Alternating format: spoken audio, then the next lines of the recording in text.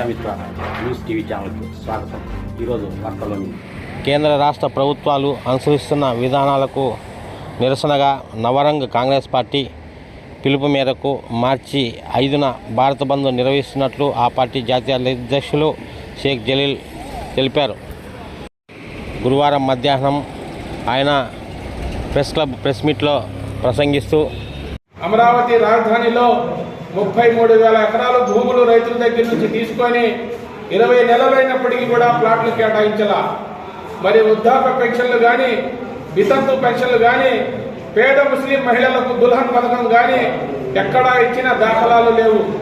Urdu academy కానీ, హజ్ house నిర్మాణం కానీ, హజ్ యాత్రకు వెళ్లే సబ్సిడీ కానీ ఎక్కడా ఊసెత్తని పరిస్థితి. కేంద్రం నుంచి నిధులు తెస్తా ఉన్నారు, రాష్ట్రం పేరు చెప్పి అబ్బా కొడుకులు దోచేస్తా ఉన్నారు, ఇతర దేశాలకు తీసుకుని వెళ్తే దాచిపెట్టుకుంటా ఉంటారు. ఎమ్మెల్యేలు అయితే వాళ్ళ భూములు ఏవైతే ఉన్నాయో 22A వాళ్ళు డిలీట్ చేసుకుంటా ఉన్నారు, కోట్ల రూపాయలకు అమ్ముకుంటా ఉన్నారు.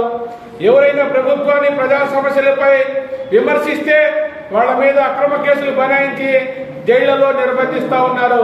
ఇది ప్రజాస్వామ్య దేశమా లేక రాచరిక పాలన అనేది కేంద్ర ప్రభుత్వానికి కనువిప్పు కలిగే విధంగా ఈ భారత్ బంద్ చేపట్టడం జరుగుతూ ఉన్నది. కాశ్మీర్ నుండి కన్యాకుమారి వరకు నవరంగ్ కాంగ్రెస్ పార్టీ 28 రాష్ట్రాల్లో 3 కేంద్ర ప్రాంతాల్లో ఉంది, బలంగా ఉంది.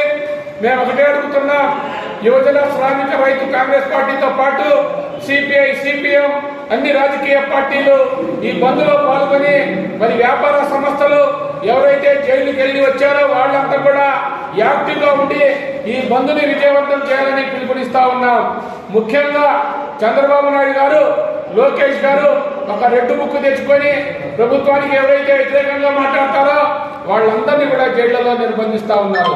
ఇది అప్రజాస్వామ్యంలో ప్రజాస్వామ్యానికి విఘాతం కలిగింది. అందుకనే గవర్నర్ గారు ఈ రాష్ట్ర ప్రభుత్వాన్ని బర్తరఫ్ చేయాలని అనేక మార్లు వినతి పత్రాలు ఇచ్చాము. కానీ ఎన్డీఏలో భాగస్వామ్యం ఉండటం వలన ఈ ప్రభుత్వాన్ని బర్తరఫ్ చేయలేకపోతా ఉన్నారు. పేద ప్రజలకు, ఎస్సీ, ఎస్టీ, బీసీ మైనార్టీలకు, చదువుకునే వారికి ప్రభుత్వం విద్య, వైద్యం అందించవలసిన బాధ్యత ఉండింది. కానీ ఎక్కడ కూడా రాష్ట్రంలో అభివృద్ధి అనేది శూన్యం. వ్యవస్థల్ని అన్నింటి కూడా నిర్వీర్యం చేస్తా ఉన్నారు. అందుకనే భారత్ బంద్ని విజయవంతం చేయాలని నవరంగ్ కాంగ్రెస్ పార్టీ ద్వారా డిమాండ్ చేస్తా ఉన్నా. మంగళగిరి నియోజకవర్గంలో నారా లోకేష్ గెలిచే పరిస్థితి లేదు. మరి ఇప్పుడు కొత్తగా కుప్పంలో కూడా చంద్రబాబు నాయుడు గారు కూడా గెలిచే పరిస్థితి లేదు. రానున్నది మరి ఎన్డీఏ కూటమికి తగిన బుద్ధి చెప్తారు.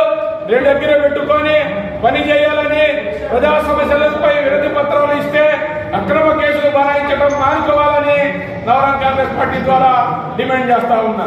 ఓకే, మరిన్ని వీడియోల కోసం ఛానల్ సబ్స్క్రైబ్ చేయండి, షేర్ చేయండి, లైక్ చేయండి.